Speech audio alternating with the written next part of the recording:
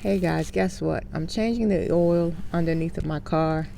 You see it's right there. It's draining out into the oil pan. And I noticed that my car looks a lot different. And that's because you can see all of the parts. I had a cover, a large cover that covered all of this. And it's gone. It's completely gone now. Everything is exposed, which means one of my renters took the cover off.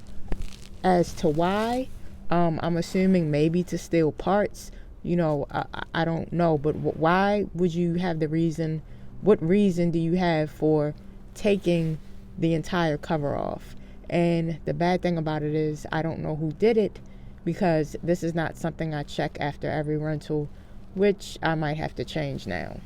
So I took some pictures at better angles, and if there's any Dodge Challenger experts out there, if you could help me out with this. Does the front of the exhaust typically look this different than the rear of the exhaust? The front of the exhaust just looks very used and rusted. Even if you look at the bolts look rusted. Compared to the rear of the exhaust, it looks practically brand new.